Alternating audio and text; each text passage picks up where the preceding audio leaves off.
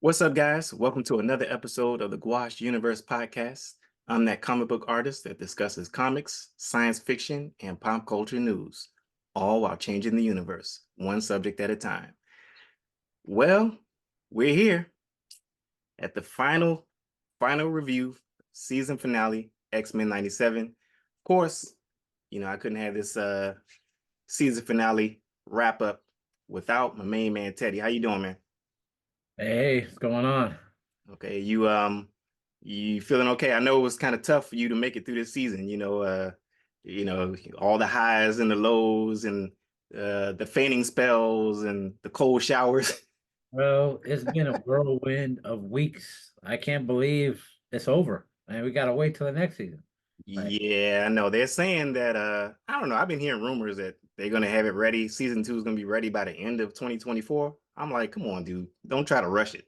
You know, well, I mean, animation takes time, so don't try to rush it. But they said that season two, the voice acting has already been recorded. So in animation things are a little different. So they record the animation, the voice acting first, hmm, and then they send the animation overseas, and the animators are they animate to the voices. At least that's how they used to do it. So I think they still do it that way. yeah. Okay. So anyway, hopefully, I just don't want them to rush it. I mean, if it takes some time, look, it takes some time. We want to get it right. So, Yeah, we but gotta see it. Man. They've been hitting it every week, and we got the scale and just momentum now, and it's like, all right, now we got a big void to fill. I know. So this empty space of excitement, and it's like, Yeah, it's like what now, huh? yeah, What do I do? We don't know what to do with ourselves. We just standing outside. I know, right? Yeah, We'll have to rewatch all the '90s stuff now. I know. Yeah, yeah. That Speaking of whole which, yeah, Mhm. go ahead. Say what? Oh no, I was just saying that whole catalog in Disney, man, Yeah, from yeah. I know. X-Men to Fantastic Four to Silver Surfer to on I and on. know. Yeah, yeah. Before we get into the episode, to kind of piggyback on what you were saying, I just logged into Disney Plus and because I was doing the review, just to look over the show a little bit before we started today's show. And I saw that they have a making of documentary of X-Men 97. So you might want to check that out. So Okay. yeah, all you guys out there, if you wanted some more X-Men content, you want to see how, this season was brought together and, just some behind the scenes info, make sure you check that out. It's up on Disney Plus right now. Um, Okay. and just to kind of continue on that, I remember I always wanted that with the original X-Men animated series. I've always wanted them to do like a behind the scenes, me, majoring in animation in college and everything. I live for things like that. And so I've always wanted that for X-Men because, we got that for, the Batman animated series and we got countless making of documentaries for that. But I always wanted one for X-Men, the animated series, and we never got that, because I wanted to see, all the things that went into, the animation, the voice acting, the actors. I wanted them to comment on some things, the director, Larry Houston. Right, We right. kind of sort of got that with they just released a book called in fact, I got it right here. It's called The Art. Can wait. Yeah, can you guys see that? Can you see that? Oh yeah, the The art art. and making of the animated series. Oh, that's dope. So yeah, it's really thick too. It's I don't know if you can see it, but it's I'm gonna have to thick. look that up. You Yeah, got it's that? you can get it on Amazon. If they just released this like what I would say a year, maybe a year and a half ago, maybe a year ago. Okay. So that's what we got, but it's good to see that we finally got like a video making of. I haven't seen it yet. I just happened to click and I was like, oh snap. So let me check this out. But anyway, let me stop stalling, man. Let's get into this episode.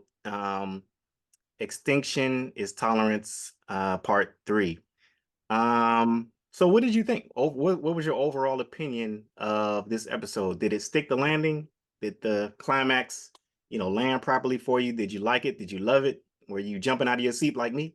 Or what's up? I I loved it. It was obviously throughout the series there's been like a lot of ups and solid storytelling. There's a lot of those oh my God moments, and then there's that slow pacing, but like moderate, like quality storytelling pacing. So you got kind of like coverage of the characters, where they're at, where people are in terms of like the different, situations of like the humanity side. You got the villains, arcs, you got where Professor X is kind of figuring where he's at, and then you have the different characters. But overall, wrapping things up the way it did, I was very satisfied. I loved it. There was a lot of fan favorite like moments for characters, and then you got to see um a little bit of sprinkles of people that we were hoping to see at some point. And Hmm. it's gonna kind of like give us that palate kind of cleanser of, all right, this is where they're gonna go with it. All right, now we'll probably project and kind of see and anticipate from here from season two and see where things go. Because I'm definitely looking forward to how they ended it. And I'm like, oh my God, I can't wait, man. I'm hyped up. So I You love already know, don't you? Look at you. You already know. You know when I I was know. jumping out of my seat when that reveal, but I'm gonna get to that. I'm gonna get to that. Yeah. Yeah, just like you, I thought they stuck the landing. I thought this was a fitting season finale. Going into it, I was a little nervous. I don't know if you saw my reaction. I was a little nervous because first of all, I was wondering how are they gonna do the Wolverine thing because in the comics, I mean, I understand this is animation, it's an adaptation. It's not the actual comic. If you want to read the comic, of course, the comic has time to flesh things out longer and longer because it's that type of, medium. But this is an adaptation, so I don't expect them to, do it, panel for panel, just like the comic. Because, like I said, I was nervous going in because Wolverine just got jacked up. He got all his stuff messed up. He got his adamantium pulled out, and in the comics, it was like a race to kind of keep him alive Mm, because his healing factor was pushed to the limit, and Magneto had messed him up so bad, pulling the adamantium out that Wolverine was like close to death, and it took Jean Grey to actually psychically hold him together long enough for his healing factor to kick in. So she was pretty much his lifeline or whatever. And so they slightly kind of glossed over that, for here, which I understandable, it just, because I was looking, I was like, oh, he's just laying on the bed. I guess that's it then. I guess that's it. He's just on the bed and he's healing. But I say I, that to say it was a longer, drawn out period to try to bring him back to, you know, uh, consciousness. And he's still out, so but so I was a little nervous, but they wrapped that up, it's like, oh, okay, he's just gonna be out, for the count for this entire episode. So it's cool. I'm with it. I'm with it. He's gonna have a whole story arc that I'm looking forward to next season. Did you want to comment on that or yeah, yeah, no, I was just saying I could even see them do like a side quest like story, like not a spin-off, but like, like with fillers and anime, kind of just painting a little bit of another story and tying it into the main story of what we're of course, seeing. yeah, yeah. I mean, that could possibly happen, but I think I'm glad that they didn't really go super deep into it yet because it would take away the shine of all those things that Right, transpired. right. Oh Yeah. yeah, yeah. They got the entire next season to do that. In fact, most definitely, I'm looking forward to that. The what I'm looking forward to is I would like for them to because they're gonna have to do his little hero's journey because you know okay, this is spoilers for you guys that don't want to hear this. Just and then I'm gonna say a spoiler for people who read the comics. So well, okay, well, never mind. I won't say it because Okay, maybe you okay. haven't said it, but let me. How do I put this? I hope they do his origin story. I would like to see his origin. You know about the comic when they did the origin of him being on the estate with Dog and Rose and things like that way back in the 1800s. You know about that, right? Not really. Actually, I'm not as Okay. super deep in the comics as you are. I know a decent amount, but not as much as you do. Okay, okay. Well, I won't ruin it, but there's a story. It's great. You should check it out. It's in the comics. It tells his origin story. I'm talking about way before Weapon X. It tells you about his life when he was a kid and his how he became uh not Weapon X, but just how he became to who he is and his character and everything. And it's a really, really twisted, dark, fantastic story. And they kind of touched on it in X-Men Origin Wolverine with Hugh Jackman, but they did it all wrong. They they touched on pieces of it, but they just did it so quickly, and it's a really good story. And so I say that to say, I hope next season that they kind of touch on that, and they have time to do it because it's like a season, like they did with the Storm with this season with the Life Death. You know, they can do something like that with Wolverine, and maybe by the end of the season, hopefully he gets the animanium back. You know, of course, I know what happens in the comic, but I won't say anything. But hopefully we get something like that, you know, with Wolverine. Um, what else? Well,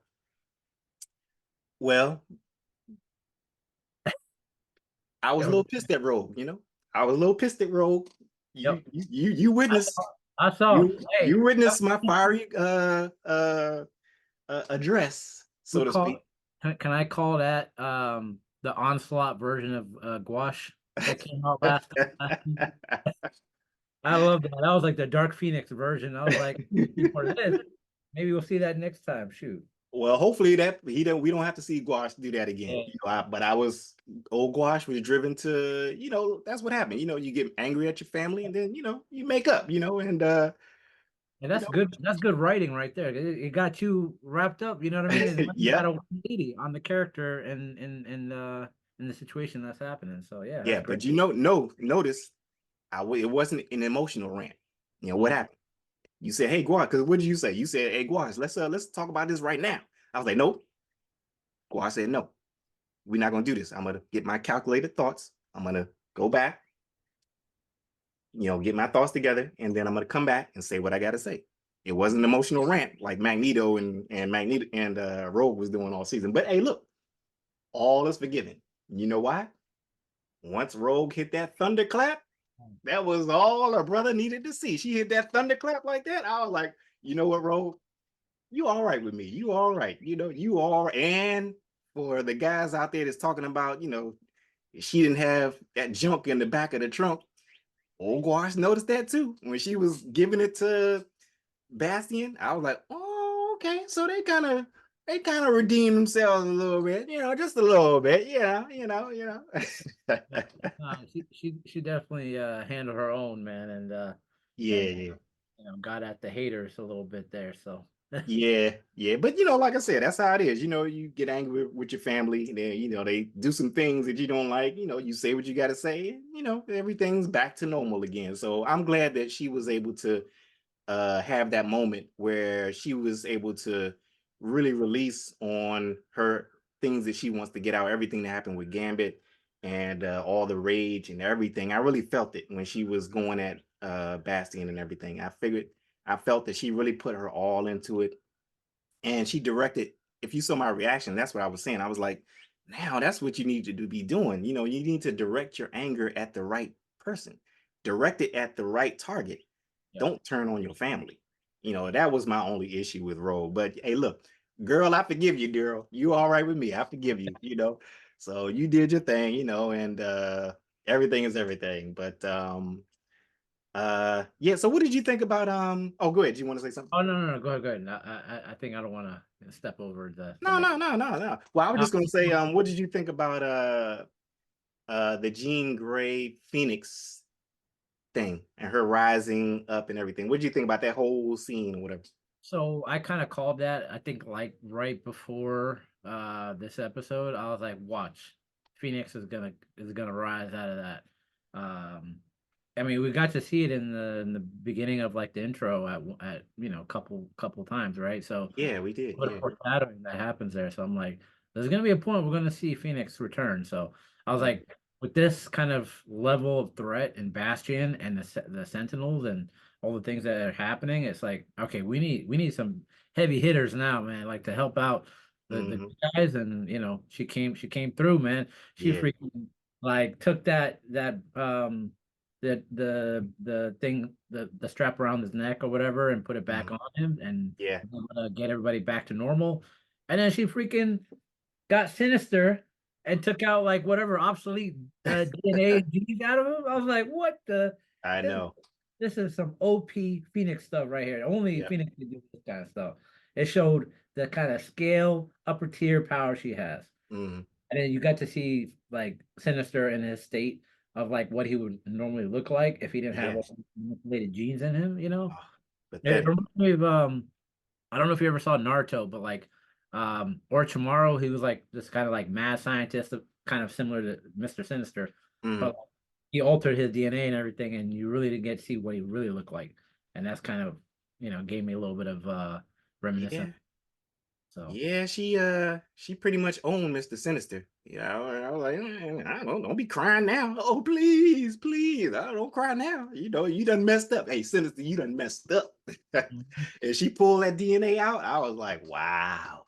She Yeah. did him like dirty. And he went over to Morph, and I thought that was a little funny with Morph did. She was like, oh, please show me my face. I'm like, what you running to Morph for? That's the one that you had your way with Morph, so don't be running to him. But he ran to him of all people. Oh, show me my face, and He Morph, showed the face. yeah, Yo, I was dying of laughter. Oh my god, bruh. Yo, that's some messed up stuff right there. yeah. That was wild. But it's gonna take. I don't know if you're familiar with this, but Apocalypse is the one who made Mr. Sinister what he is. He's the one that converted Sinister into Sinister. Oh, I didn't know that. Mhm. Yeah, he was Nathaniel Essex. They kind of touched on it in the original animated series when they did I forget the name of the story, but it was a one episode story arc where they did the origin of Mr. Sinister.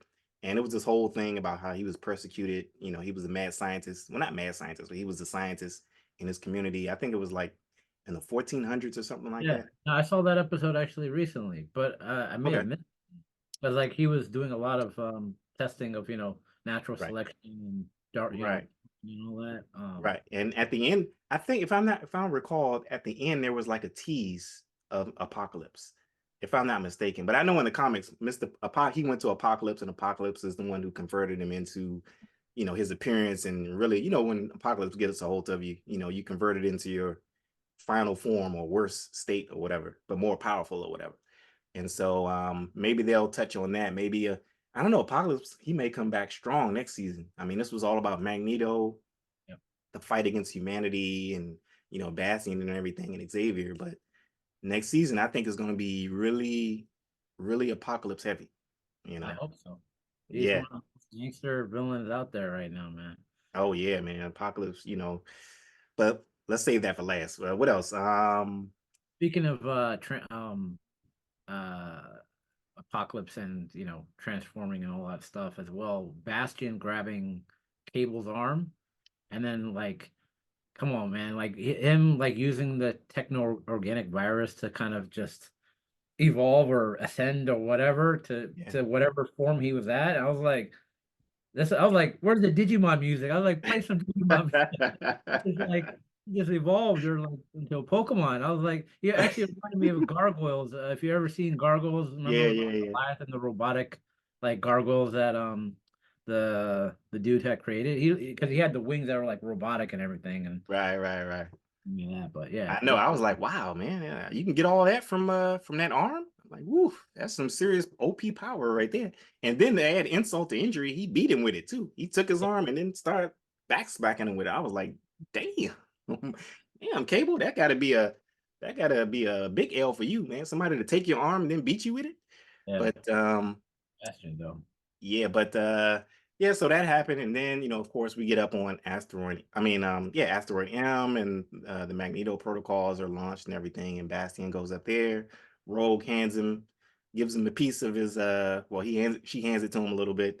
Um, yeah, I liked her arc. I like how she did the callback and repeated Gambit's line from episode 5 when she was talking to Roberto and Jubilee, and she said something to the fact that um, the cards are always in the X-Men's favor. And that's a callback to what Gambit said when he did his final heroic action. He said, the cards are always in my favor. And Mm. she was saying that the cards are always in the X-Men's favor. I thought that was a nice little kind of a callback and show that there is some type of minimal resolution Mm. to her arc and what she was going through this season, how she matured, and it's like, okay, you Yeah, know, you get a little bit of the spirit of Gambit still there within the mm, team. He's right. not gone. He's maybe there gone physically, but he's there, in his Yeah. heart. And spirit. So, Yeah, but but yeah, he may be back though. hey, He might be hey, back. I ain't gonna say it, but he might be back. In the hey, worst way. We'll see. We'll see what they're gonna do next season. But mean, Apocalypse. I mean, you never know, but anyway, I was gonna say, what do you think about all the cameos during that whole like everything happening with Daredevil, I know. obviously Doctor Strange? He was Hmm. using like the magic to kind of do an operation because all the Power was out. power went out, right? And then you got Yeah. to see like Iron Man with his abs from the '90s. You remember that, bro? Yeah. Yeah, man, Captain America. Like, oh man, I loved it.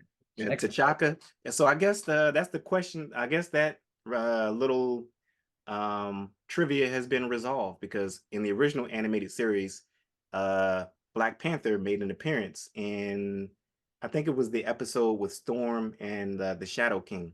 He was like in the back. No, was it? oh, as the Asteroid M1, I think. Remember Okay, so it was that one. Okay. gathering all the mutants? Right, right. Okay. Yeah. So yeah, so apparently that wasn't T'Challa, that was T'Chaka. Mhm. Supposedly, I guess, because T'Chaka made the appearance in this episode. So I was like, okay, so this is the era when T'Chaka is still a Black Panther and everything. So and also we got I suppose a resolution from Spider-Man the animated series. Because I believe at the end of the series finale of that series, Peter Parker, if I recall, he was looking for MJ, or they had separated or whatever, and he couldn't find MJ or something like that. And so in this, we see that they're together, and in that little cameo of them looking in, the storefront mirror, I mean, television. So I guess for all you Spider-Man animated series fans, I guess that's a resolution for that series too. So Yeah, I forgot about that ending.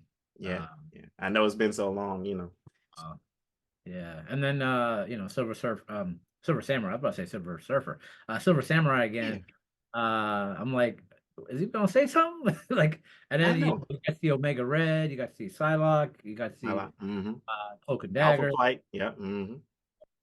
But Yeah, about the Silver Samurai, what's the significance with that? They that's the second time they showed him. I'm like, is there some significance to why they keep? I mean, he's not doing it. He's just standing looking. yeah, I'm yeah. like, are they trying to say so? Is that to set up? Because I guess I should know. I mean, I don't know.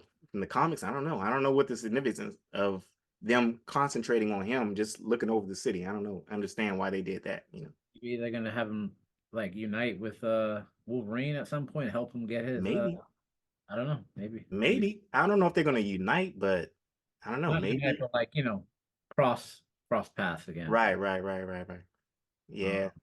But we got that appearance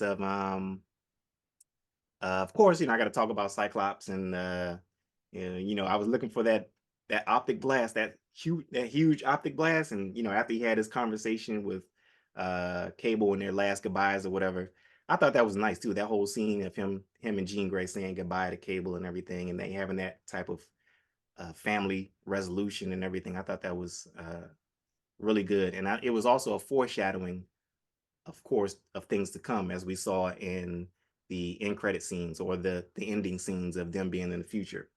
And that in itself is a callback to the comics. Um, in the comics, I'll just say this: they were actually brought to the future, and they raised Cable as a young boy up until like 12 years old. They spent 12 years in the future, and it was like a time travel thing, and their consciousness went into the future into similar bodies. If that means, hey, it's comics, you okay. know. So their consciousness went into the future to raise their son, and then after I think 12, then they were brought back into their original bodies or whatever. And hey, look, just go with it. It's comics, science fiction, or whatever. But here, their actual bodies are in the future. So it's like I said, it's an adaptation. So it's not going to be accurate. So I actually prefer this better, them actually going into the future as opposed to even the comics of their consciousness going into the future. You know what I mean? Yeah. No, you kind of remind me of, I forgot this old show, but there was a show, this guy that was kind of swapping bodies. He was going into somebody else's body like a spirit, but it was like going back in time. He was going in the future. It'll come to me at some point, but yeah, no, it's just, I mean, it's sci-fi, it's fiction, right? Like you Oh gotta yeah. Yeah, you kind of talking about Quantum Leap. Quantum Leap, yes, that's the one. Yeah, That's yeah. I the used to love that show. Yeah, I used to love Yeah, that. man, I used to love it too. Yeah. But yeah, I thought it was a beautiful scene. Them talking, because they never knew they didn't know what was going to happen, right, on the asteroid with all the missiles coming and about to explode, and they gotta, do what they can do to save, Earth and whatever. So, them working together and Beast, kind of having his one-liners were great as well. And uh, Mm, Rogue trying to hold. I don't understand how Rogue was able to breathe in outer space. There's like, I know. I mean, that's like a small thing, right? Obviously, I'm like, I didn't want to like overlook the other things that were happening, but I was like, how is she breathing right now? And then Storm was helping out, and then obviously Cyclops with his big optic blast trying to help out as well. But then Yeah. Professor X helping Magneto get out of his, Mm, psyche kind of ward or whatever you want to call prison, and mm, then awakening and helping out. Um, yeah, I thought that was cool. And then we're like, what just happened? You know, right, right. it vanishes like, and I then know. Yeah. Yeah. we see what happens after that. Yeah, just to kind of piggyback off that, I wanted to mention that too. The conversation and the whole scenes with Xavier and Magneto inside of their consciousness and everything. I thought all of that was brilliant. Um, because like I said, Ogwash had his little things to say about Magneto in the last review. I'll put that link in the description if anybody wants to see that fiery review. But at the end of the day, it's still kind of hard to really villainize each side, because both sides of the philosophy, you know, it's kind of like you empathize because I really thought that this was good for them to have that uh, conversation between Xavier and Magneto because you really get to see the hurt and the pain that Magneto is feeling and he's been suffering all this time and the betrayal that he feels in his heart and how alone he really is. And I thought it was great that Xavier was like, "Hey, look, man, look, I'm there with you. I'm with you. I'll never leave you. I'm going to be there with you. If we both have to die, then we'll die." And I really thought that that was really cool to see that, even Magneto, he has a family, and Xavier was inviting him to say, "Hey, look, you're part of this family too. You're my brother. You're part of this family too." Sometimes, like I was saying, sometimes you get angry with your family, sometimes you fight, sometimes you do this, but at the end of the day, you're still family, and you always have that place where you can come back and get back together. Get back. And so I'm glad that they had that whole conversation because it really made you empathize with Magneto and not just say, "Oh man, he's a cookie color villain and he's a two-dimensional villain," a mustache twirler or whatever. But you really see his pain and you really see that he's not doing this just to be doing it. You actually agree with, why he's doing things and why he's doing what he's doing. And those are, like I always say, those are the things that make the best villains because they actually believe what they're doing is right. And you really can't really argue with what they're doing, but you just kind of think that their methods are extreme. But at the end of the day, you can't really, it's like, yeah, he's right. So I'm glad that they showed his pain and what he's actually going through and Xavier to kind of bring him back, to himself. I thought that was great. Just to comment on what you were saying, I agree that that was a great scene. I don't know if you know, this is probably me personally, subjectively, but I agree with everything you said. Like I was feeling everything, the dialogue, him kind of being pulled back and kind of realizing, the things that he's done and the situation that they're in.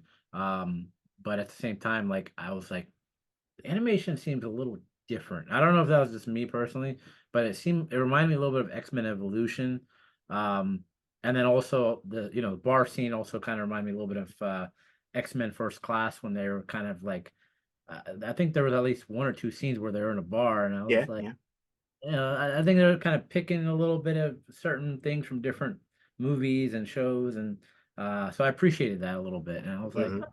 oh, a little thought out there, but yeah, I enjoyed that a Well, lot. I don't know if you noticed this, but this is a real deep cut. But when President Kelly, this was in the scene where President Kelly and all the Avengers, well, Tony Stark and Captain America and all um the council members were in the war room or whatever, deciding on what to do about the Magneto protocols. Yeah. If you notice, this is a deep cut, but when they opened the Magneto protocols, they had Magneto's aliases. And at the top, they had Eric Lyncher, then they had Michael, they scratched out Fassbender, and they had Ian, Okay. and they scratched out McKellen. But you knew What? who they were talking about. So they had Michael, and Whoa. then they had Ian. So those are supposed to be his aliases. Oh, I had no idea. Dude, I'm Yeah, like, go back and look. Go back and look. I was like, what? I didn't notice this until I in the editing process when I was editing my video. I was like, wait a minute. Did that say Michael? And they tried to scratch out the last name. So those were like his aliases. I love I was that. like, wow, okay, okay, okay. I Small see. little, yeah, small little Easter eggs in there. I like that. Hmm. Um, Let's see what else. I guess to wrap it up, yeah, let's talk about the apocalypse scenes, man. So obviously this is a hint for him. Next season looks like they're going to be dealing with three different time periods during Apocalypse's reign. The beginning of his life, uh the future, and also present day. mm. And that's going to be interesting to see how they tell that story. I know it's going to be a little bit different. The beginning of his life, I really hope they draw from the storyline in the comics. It's called The Rise of Apocalypse. Oh, if you get a chance, you not only you, Teddy, but anybody out there, if you get a chance, make sure you read that storyline. It's called The Rise of Apocalypse. It's a 4-issue miniseries that details the rise and the start of Apocalypse from his early life up until the time he took on the moniker Apocalypse. It's a really, really good, tragic story, and it was well done. It was back in 96. And hopefully they touch on that a little bit. Obviously, it's going to be a little different because Rogue and Magneto weren't there. The X-Men weren't there. So it was just strictly an apocalypse story in ancient Egypt, and it was really good. So check that out, man. It's good. So hopefully they touch on that. Um, the future is going to touch on, like I said, the adventures of Cyclops and Phoenix. And I know they're going to draw heavily from that. And in the present day, we got that end credit scene. So he's looking for his horsemen. I don't know. What did you think about all the apocalypse scenes and the end credits and all that? I mean, just what you just said right now. He picked up what that like burnt card or whatever, right? Mhm. I forgot what he said, but that was like already kind of giving Oh, a you. brother, no. Wait, wait.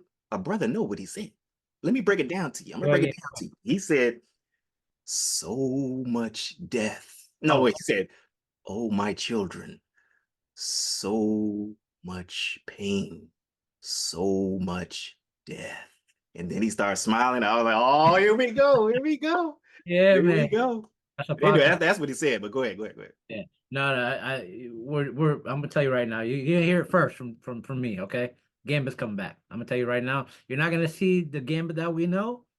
Maybe you'll see him again the way he was, but what you're gonna get is one of the most darkest Gambits you're probably gonna see ever. That's what my Yeah, opinion.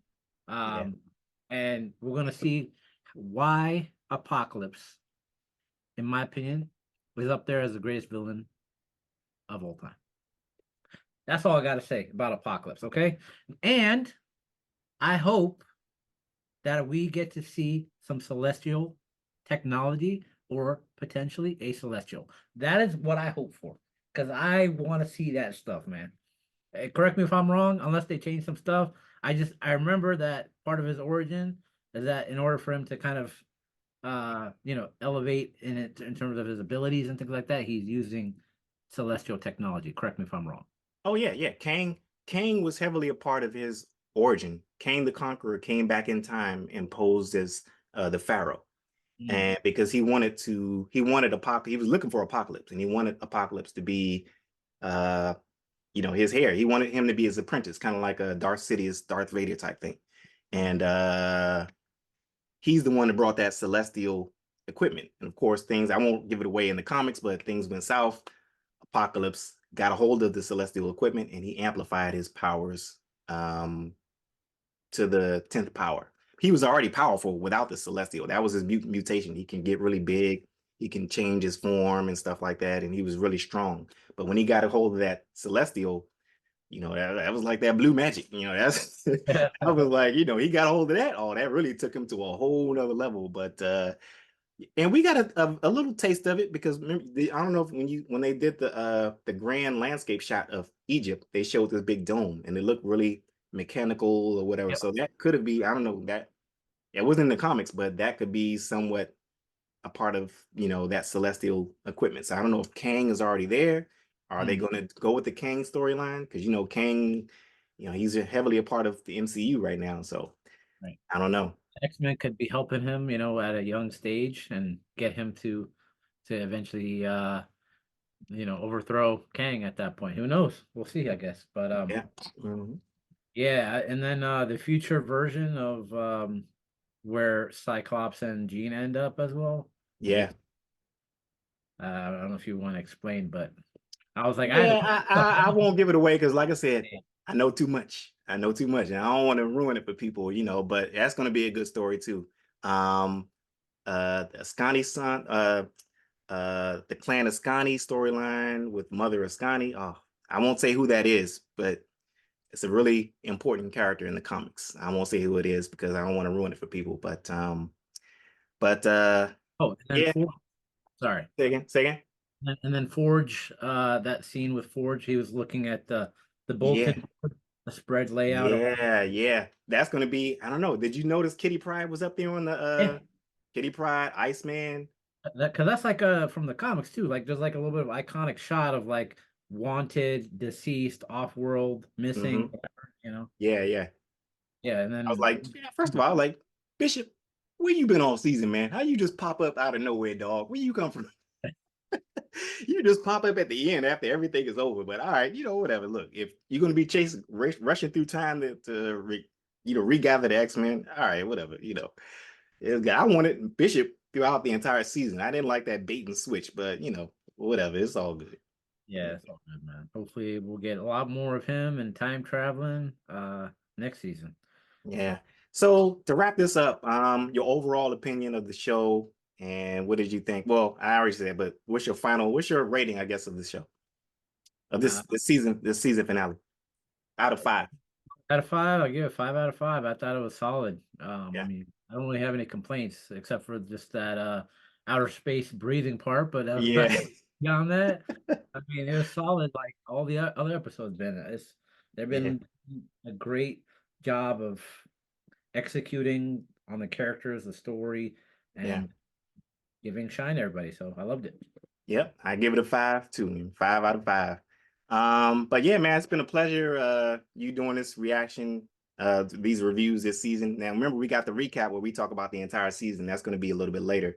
But so tell the people where they can find you and what you got going next.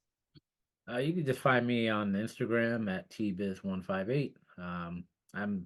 I'm just a nerd like everybody else. I'm still learning some things. I'm not deep into the knowledge like Gouache is, but I love superhero culture and obviously the X-Men. So yeah, that's where you can find me.